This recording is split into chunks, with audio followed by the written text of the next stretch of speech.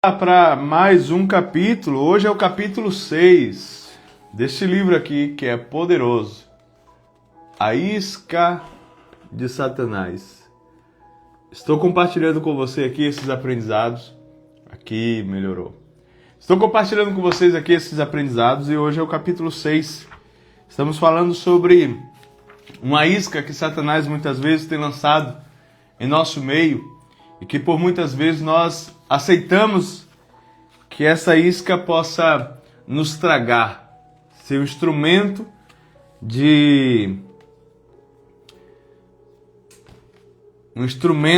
onde ele instala, algumas feridas e permitimos que essas feridas estejam em nós. Mas em nome de Jesus, para minha vida tem sido maravilhoso demais. Para minha vida tem sido poderoso demais essa leitura.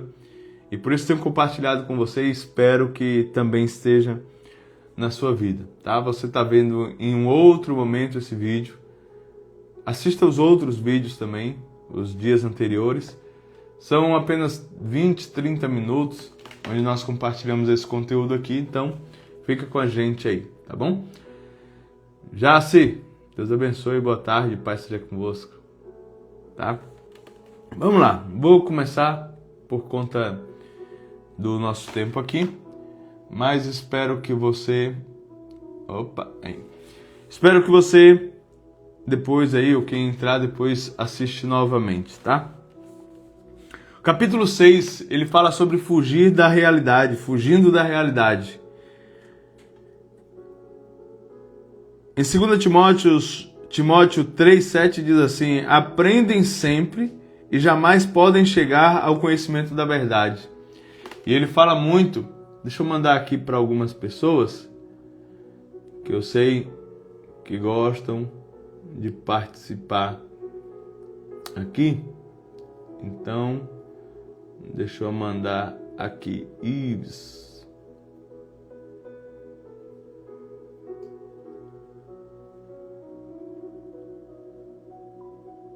Pronto, vamos lá. Aprendem sempre e jamais podem chegar ao conhecimento da verdade. Ele fala muitas vezes, nessa parte aqui desse capítulo, que por muitas vezes quando nós estamos com alguma ofensa instalada, nós podemos ir para seminários, para treinamentos, para cultos, para congressos, aprendemos bastante. Muitas vezes lidamos muito com a parte do conhecimento, de buscar mais conhecimento, porém acabam não chegando ao conhecimento da verdade, porque a verdade é bloqueada a partir do momento que a ofensa ela se instala. E aí diz assim, geralmente as pessoas me perguntam quando devemos deixar de frequentar uma igreja ou uma equipe ministerial. Até que ponto as coisas precisam chegar? E ele responde: quem foi que o enviou para aquela igreja onde você congrega hoje? Na maioria das vezes elas respondem: foi Deus que me enviou. Se Deus o enviou, respondo: não saia até que Deus o libere. Se o Senhor está em silêncio, em geral, ele está dizendo: não mude nada, não saia, fique onde eu coloquei. Quando Deus instrui a sair, você sentirá paz, sairá em paz, independentemente da situação do ministério. Merinha, seja bem-vinda. E aí Isaías 55:12 diz mais uma vez, Saireis com alegria e em paz serei guiado. Portanto, sua partida não deve ser baseada nas atitudes ou no comportamento dos outros, mas sim na direção do Espírito de Deus. Deixar um ministério não se baseia no quanto as coisas vão mal, Sair com o espírito ofendido ou crítico não é o plano de Deus, isto é, reagir em lugar de agir segundo a vontade de Deus. Em Romano diz: pois todos os que são guiados pelo Espírito Santo, pelo Espírito de Deus, são filhos de Deus. Note que todos aqueles que são guiados pelo Espírito de Deus são filhos de Deus. Não são todas as pessoas. E aí a gente vai entender aqui. Nesse termo filhos de Deus existem dois tipos, né? Filho, pra gente todo mundo é filho. Mas, por exemplo, na tradução original da Bíblia, existem dois termos para ser utilizado como filhos.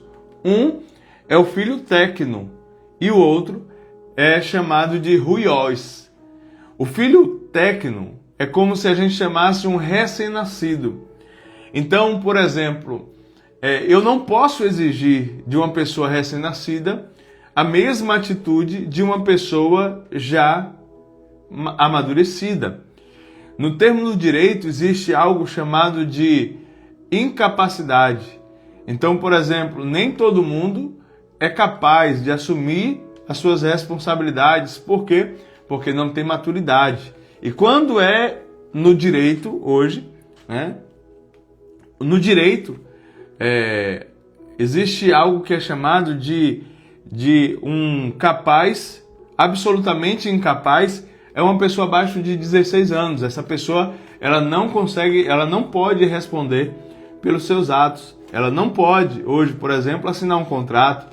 Ela não pode, não tem validade a assinatura de um contrato de uma pessoa abaixo de 16 anos. Então, essa pessoa é chamada de incapaz,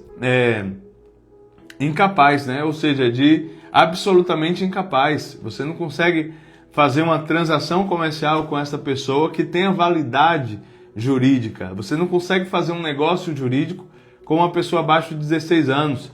E aí o texto aqui a Bíblia, ela vai relatar essas duas diferenças entre quem é filho tecno e quem é filho huios. Só que pra gente, na tradução da gente, vem tudo como filho. E aí a gente precisa entender se esse filho que está sendo falado é um filho tecno ou um filho huios. O filho tecno é aquele filho que não tem como assumir responsabilidades. Eles precisam de cuidados ainda. Então se tratam dos menores incapazes, que são, juridicamente falando, os menores absolutamente incapazes. São aquelas pessoas que precisam de cuidados, são as crianças que precisam de alimentos, são as crianças que precisam de cuidados, né? De dar banhos e coisas desse tipo. Esses são os filhos tecnos. E aí tem agora os filhos huios, que são aqueles filhos que já assumem responsabilidades. E aí no jurídico, no campo jurídico, esse filho ele é relativamente capaz, porque acima de 16 anos ele já pode ser relativamente capaz, dos 16 aos 18, e a partir dos 18 anos, esta pessoa ela se torna uma pessoa absolutamente capaz. Então, é uma pessoa que assume suas responsabilidades. E aí a gente precisa entender níveis de maturidades quando nós falamos no quesito bíblico, no quesito da caminhada cristã, qual é o nível de maturidade que nós temos. Se nós temos a maturidade de filhos tecnos, que são os filhos que ainda precisam de cuidados, que não têm autonomia suficiente para agir. Quando uma pessoa, por exemplo, aceita Jesus, ela é uma pessoa tecno, né? É um filho tecno, ou seja, é um filho que requer cuidados.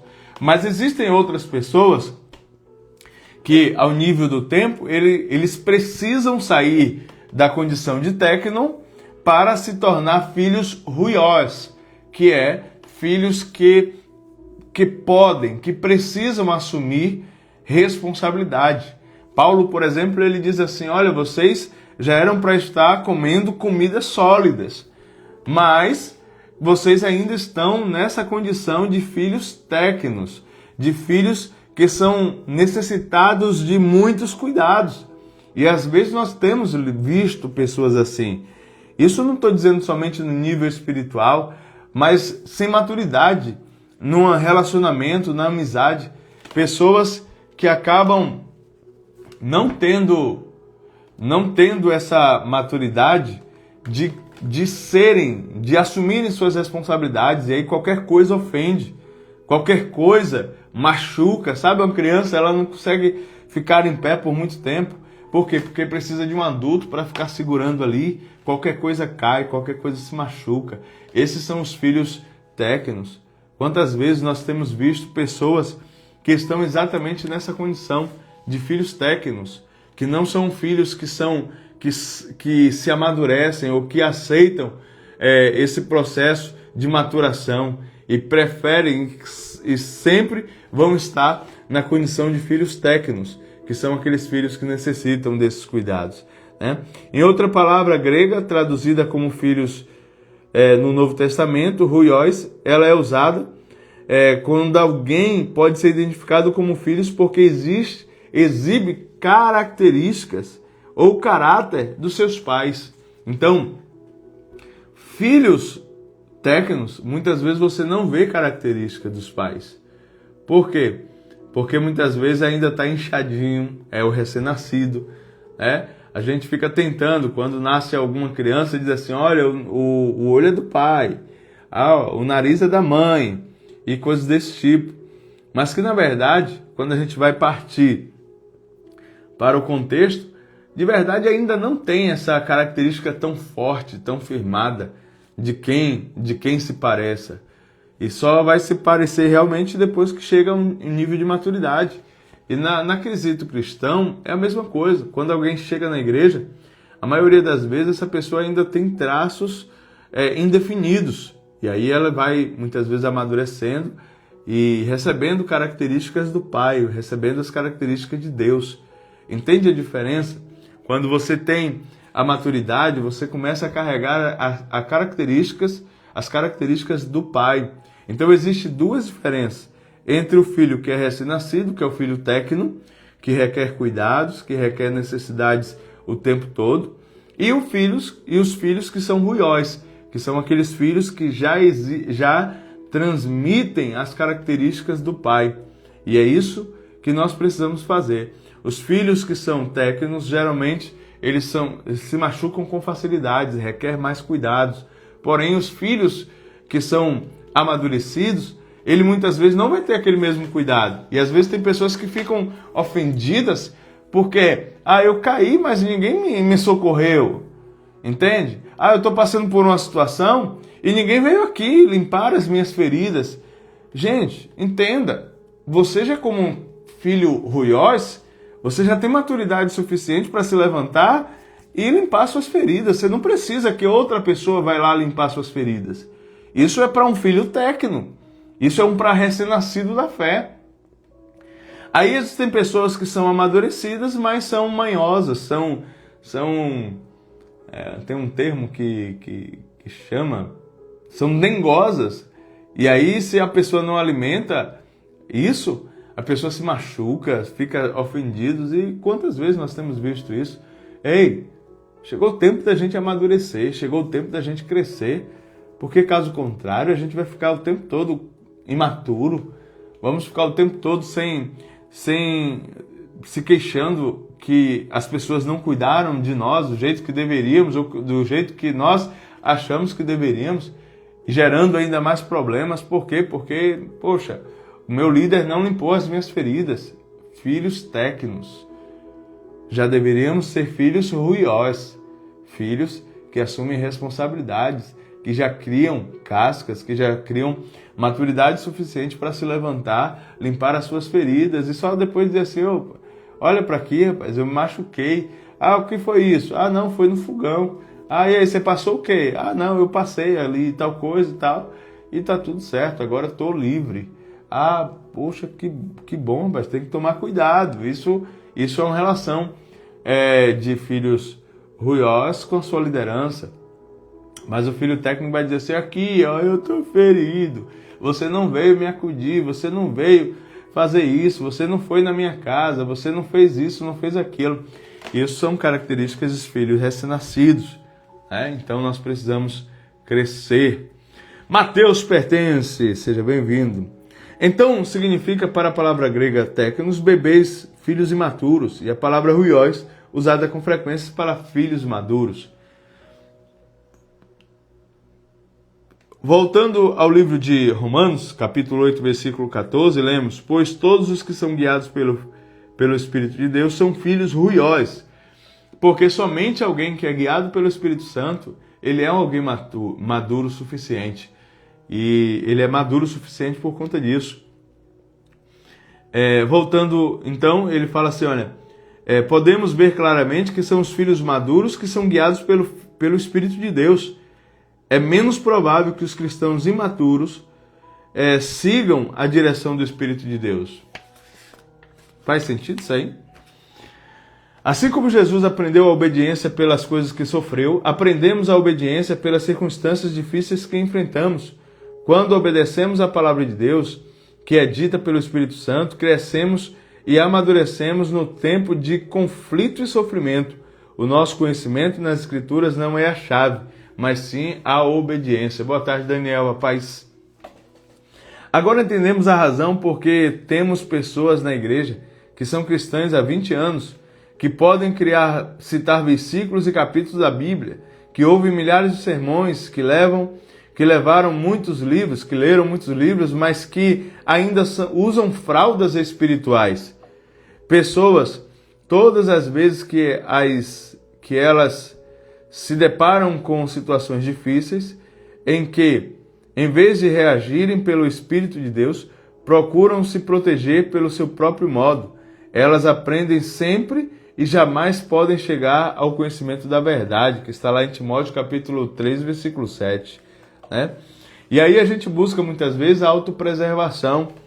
A ofensa é uma desculpa comum para a autopreservação através da desobediência.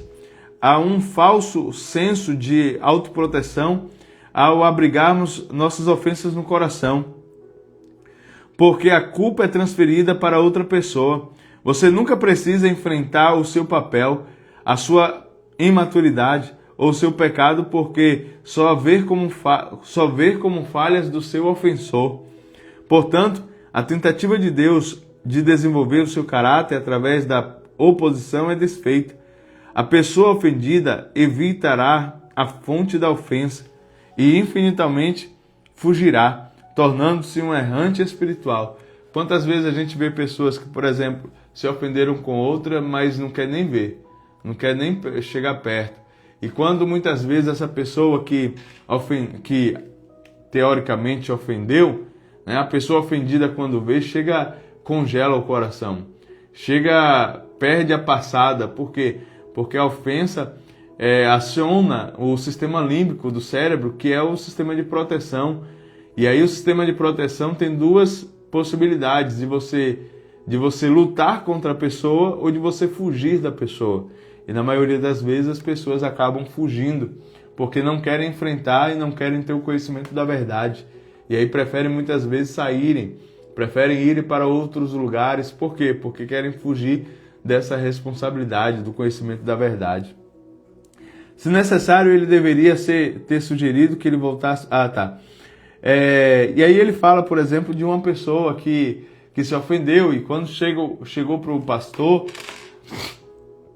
da nova igreja e disse assim, eu saí de lá porque o pastor me ofendeu. E aí o que acontece geralmente? O pastor fala, tadinho, fique por aqui mesmo. Quando na verdade o ideal realmente é quando alguém chega ofendido dentro da nossa igreja ou dentro dos nossos relacionamentos, é primeiro se consertar lá de onde veio. Porque certamente se você não sair bem de um lugar, você acaba levando a mesma atmosfera para outro ambiente, para outros quesitos. Por exemplo, um relacionamento, se você se relacionar com uma pessoa que não teve um bom relacionamento anteriormente falando, ela vai trazer as mesmas experiências para esse novo relacionamento. Se você, por exemplo, contrata alguém que teve um mau relacionamento com o seu gestor anterior, ele vai muitas vezes trazer a mesma experiência para esse novo gestor. E da mesma forma na igreja. Se você não tem uma boa experiência na saída da igreja a qual você fazia parte, acaba acontecendo que nesse novo ambiente que você está, você carrega as mesmas características e os mesmos pontos de observação. E aí é natural de que pessoas ofendidas que entram em outros relacionamentos acabam também se ofendendo. Por quê? Porque elas assumem uma necessidade de preservação, de autopreservação e sempre ficando com um pé atrás, sempre analisando esse novo relacionamento com a sombra do antigo. E aí por conta disso, essa pessoa não se entrega, não vive do jeito que deveria viver nesse novo relacionamento, porque ainda tem traços recentes desse antigo. E aí existe uma parábola que se encaixa nessa situação, de um homem, de um sábio que ficava na frente, na entrada da cidade. E quando vinham pessoas para entrar naquela cidade, esse sábio ele ficava de pé. E aí as pessoas, quando vinham com carros de mudança, e as pessoas perguntavam assim: ei moço, estou procurando uma nova cidade para morar. Me diz aí como é essa cidade para ver se eu posso trazer a minha família, para que a minha família possa viver nessa cidade. E aí você me diz como é que essa família é. E aí o sábio diz assim, que legal, me diga uma coisa, como é a cidade que vocês, de onde vocês vieram, como era o povo? Aquele povo lá era um povo terrível, um povo que se mete na vida dos outros, um povo que fofoca, um povo que não fica feliz, um povo triste, um povo que é assim, que é desse jeito, que é assado e tal. Aí, e a sua cidade, como é que é? O sábio respondia: rapaz, deixa eu te dizer uma coisa, a cidade que você está entrando aqui é igualzinha à cidade que você veio. E aí ele falou assim: então Deus me livre, vou adiantar, vou para outra cidade porque eu já vim de uma cidade desse jeito, eu não quero ir para outra cidade igual não. Ele falou: pois é, essa cidade aqui é igualzinha à cidade que você veio. E aí então veio outra família chegando, e o sábio mais uma vez pergunta, e aí perguntou mais uma vez para o sábio: sábio, senhor, como é o povo dessa cidade? Porque eu estou procurando uma nova cidade para morar, para habitar, e eu queria saber como é que esse povo é, porque eu quero construir a minha casa, quero construir a minha família aí. E aí o sábio mais uma vez pergunta para aquele pessoal: me diga uma coisa, antes de dizer como é que é a cidade, como é a cidade que você veio? E aí ele diz assim: olha, a cidade de onde eu vim é uma cidade muito boa, muito acolhedora, um povo feliz, um povo que se alegra com a vitória do outro, um povo que sempre está disposto a ajudar um ao outro. Essa é a cidade onde eu vim. Eu só tive que sair de lá porque realmente eu estou procurando uma melhoria para minha família, e eu entendi que aquela cidade ali, ela tem muitas oportunidades, mas eu quero colocar o meu filho na faculdade, eu quero fazer isso e tal, não sei o quê, e lá não tem. Mas foi triste sair de lá, porque o povo de lá é muito bom, eles recebem a gente muito bem. E aí o velho sábio disse assim: pois é, cara, essa cidade que você está chegando agora é igualzinha à sua cidade. É a mesma resposta, mas que são perspectivas diferentes, porque a base das suas novas atitudes, ou do seu relacionamento, tem como base o relacionamento anterior.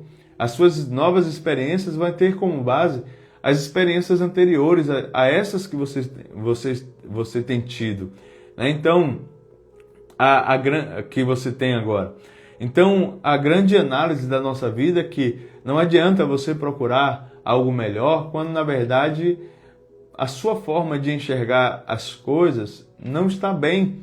Então, existe uma autopreservação que você acaba entendendo que as outras pessoas estão erradas e você está certo. E a ofensa, quando é instalada no nosso coração, ela tem exatamente esse poder de fazer com que a gente enxergue todo mundo igual, né? Então, nada... Deixa eu ver aqui. O sábio... as pessoas responderam, né? Isso aqui eu já li, ou já falei. Preservamos os pecados das outras pessoas quando recebemos uma ofensa e abrigamos o ressentimento. Se deixarmos uma igreja ou um relacionamento ressentido ou amargurado, entraremos na próxima igreja ou no relacionamento com a mesma atitude. Logo será mais fácil deixar o nosso próximo relacionamento, a próxima igreja, por conta dos problemas que surgirem, pois estaremos lidando não apenas com as mágoas que ocorreram no novo relacionamento, mas também com as mágoas do nosso relacionamento anterior. E aí, pelo medo de se magoar, pelo medo de se magoar, muitas vezes as pessoas acabam entrando sempre no estado de defesa, de autopreservação. É necessariamente pelo medo de se magoar. Eu não quero me magoar de novo. Eu não quero me machucar de novo. Então, não se entrega por inteiro, não se permite de verdade ser ministrado por essa nova experiência, né? Então, muitas vezes Deus nos permite que pessoas fujam de situações que elas desejam que elas enfrentem, se estiverem determinadas a fugir dela em seu coração. Olha que interessante isso daqui. Ele conta aqui, por exemplo, de algumas pessoas que chegam e aí a gente pensa assim, poxa, mas essa pessoa realmente ela foi vítima em situações passadas. E aí você pensa assim, eu vou ajudar essa pessoa, eu vou mudar isso daqui. Só que na verdade, enquanto essa pessoa... Você não consegue ajudar quem não quer ser ajudado. Você não consegue ajudar quem não gosta de ser ajudado. E aí ele fala sobre uma pessoa que ele trouxe para a igreja, esse pastor, né? Fala de uma pessoa que ele trouxe para a igreja, e aí ele percebeu na conversa que a pessoa estava machucada com o antigo pastor. E aí quando ele liga para o pastor perguntando sobre o que aconteceu com ele, ele falou assim, cara, eu não consegui dar jeito não, mas faz o seguinte, dá oportunidade para ela, porque ela é uma boa pessoa, o pastor anterior falando, ela é uma boa pessoa, mas eu não consegui ajudá-la. Faz o seguinte, tenta você, porque eu sei que você tem mais conhecimento, e eu tenho certeza que você vai conseguir ajudar essa pessoa, ela é uma boa pessoa. Só que essa pessoa que precisava de ajuda, ela ainda estava com rancor, com ofensas do antigo pastor, enquanto o outro pastor disse assim, cara, ajude ela. E aí esse cara então, esse pastor agora, o John Bevere, ele vai lá e ajuda a pessoa, acreditando realmente que ele tem a possibilidade de ajudar esta pessoa. E aí, 2 meses depois, este homem que ele ajudou, saiu dessa equipe ministerial também por conta de ofensa. E aí ele ficou triste porque realmente, como é que pode? O cara saiu de novo, sendo ofendido. E aí ele ficou muito se queixando disso.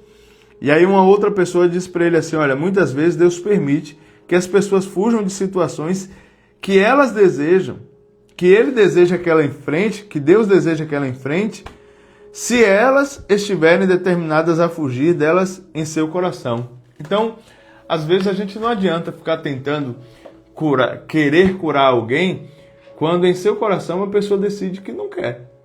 Entende? E aí ele fala sobre Elias, e Deus ele trata com Elias a mesma coisa. Elias ele acaba de matar alguns profetas, né, através da palavra. A gente vê essa história. Elias ele matou alguns profetas através do fogo que desceu do céu. E aí quando ele soube que Jezabel quer matar ele faz o seguinte, ele foge. E aí quando ele foge, Deus vai lá, alimenta ele no meio e diz, Elias, come pão e bebe água e vai, siga o seu caminho, porque grande é a caminhada. E Deus vai insistindo 1 vez, 2 vezes, até que Elias vai se encontrar em uma caverna. E Elias, quando se encontra nessa caverna, Deus pergunta assim, Elias, o que você está fazendo aqui? Eu falei que era para andar, não era para se esconder, certo? E aí é quando Deus nos mostra aqui uma lição poderosa, eu quero que você veja isso, porque às vezes eu busco trazer assim, tratar assim, só que às vezes as pessoas acham que a gente é frio e quer descartar as pessoas, né? E aí eu quero que você me diga o que você acha de Deus nesse sentido. Porque Elias ele vai dizer agora para Deus, Deus, eu quero morrer. Eu não quero ver isso aqui não. Ou seja, Elias decidiu em seu coração que aquilo já não era mais a vida que ele queria viver. Então, Elias ele decidiu que ele não queria mais. Ele já estava decidido em seu coração. E aí naquela conversa com Deus, Deus te diz assim, então faz o seguinte, Elias, vai lá, unge outra pessoa em seu lugar.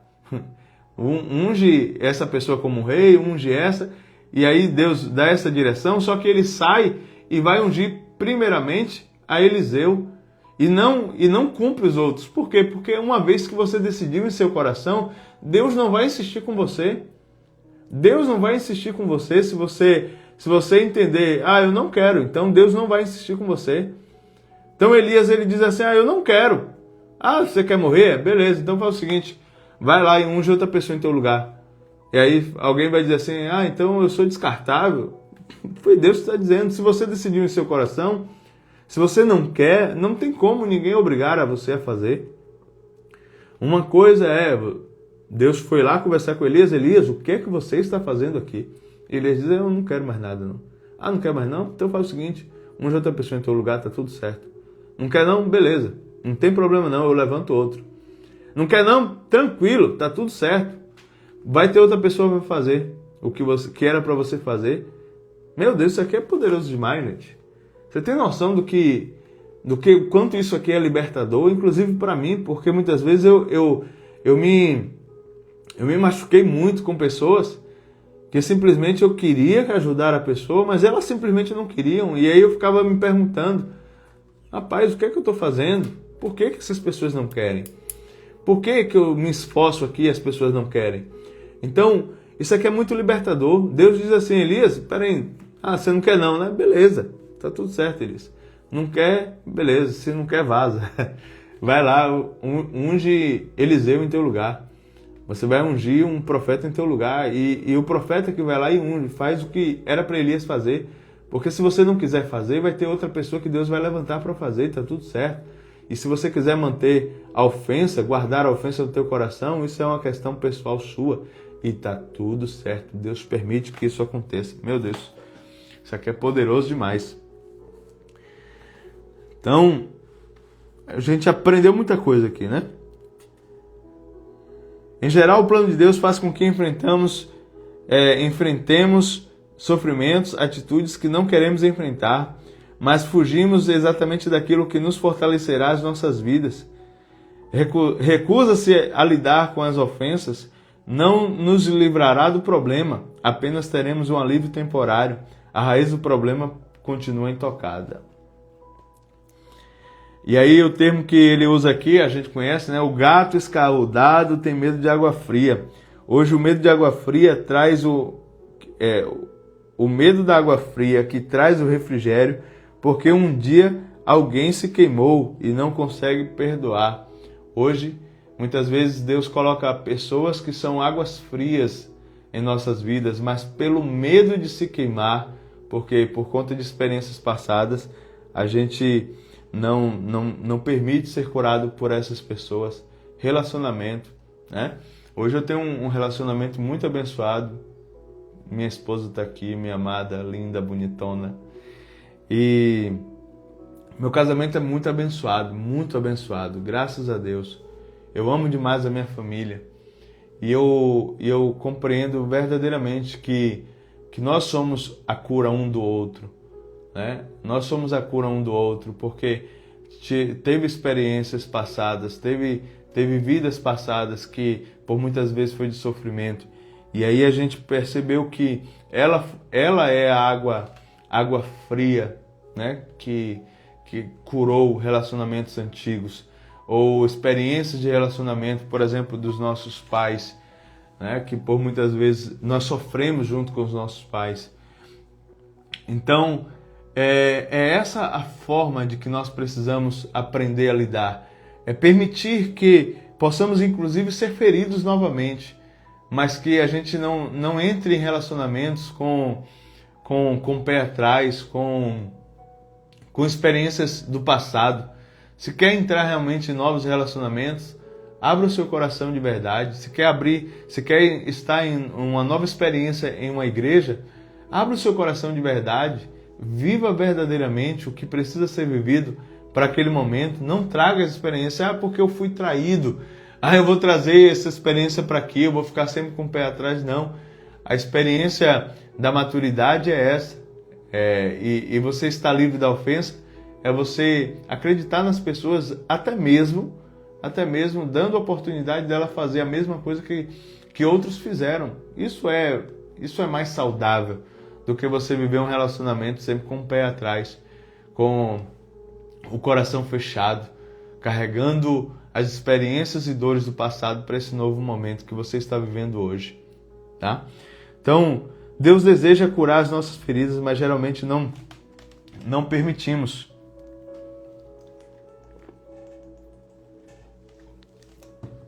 Não permitimos que Ele as cure, porque essa não é a estrada mais fácil para se percorrer. É o caminho da humildade, da autonegação, que leva à cura, à maturidade espiritual. É a decisão de tornar o bem, de tornar o bem-estar de outra pessoa mais importante do que o nosso, mesmo quando essa pessoa lhe causou uma grande tristeza. O orgulho não pode andar por este caminho.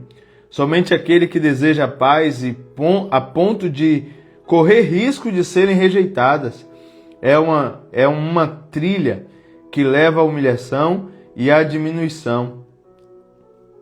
A estrada que leva à vida, né? E aqui a gente acaba a lição de hoje. A lição não, né?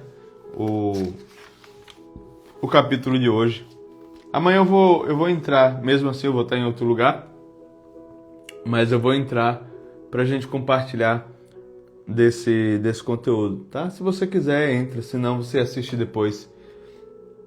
Mas eu vou deixar pronto para poder a gente não quebrar, porque eu quero ler e à medida que eu leio, trazer para vocês. Se eu não entregar para você amanhã, aí eu vou ler o outro capítulo no outro dia e sempre e perder o aprendizado. Estou compartilhando o aprendizado que nós estamos fazendo aqui pessoalmente, tá? Então, de acordo com aquilo que eu estou aprendendo. Eu tinha lido até o capítulo 5 e voltei, né, para ler de novo, para poder compartilhar com vocês. Então hoje, eu tinha lido até o capítulo 4 ou 5, se eu não me engano. Então hoje, ou amanhã, a gente vai falar sobre a pedra solidamente assentada. Tá bom? Deus abençoe. E amanhã, se você não conseguir, eu vou gravar do mesmo jeito aqui. Se você quiser, você assiste depois, tá? E segunda-feira eu vou ver pra gente fazer já no YouTube, porque eu tenho certeza que vai ser melhor, porque eu subo os vídeos, à medida que eu for lendo, eu já gravo o vídeo e subo no canal, e aí você assiste quando você realmente puder, tá bom? Deus abençoe, um beijo no seu coração, né? Muito bom esse compartilhar aqui com vocês. Fazer a breve oração. Conectei a sua mão com a minha mão e a sua fé com a minha fé. Lembrei dessa frase que eu falava sempre. Conectei a sua mão com a minha mão, a sua fé com a minha fé. Deus, nós abençoamos a vida desta pessoa que aqui está. Pai, que todo rancor, toda angústia, toda ofensa caia por terra nesta hora. Que essa pessoa seja livre da ofensa do passado e que ela possa viver novas experiências nesse tempo presente. Em nome de Jesus, nós abençoamos a cada um dos teus filhos hoje e sempre. Amém. Deus te abençoe, amados. Paz seja convosco. Minha mãe, bonitona, Deus te abençoe. Tchau.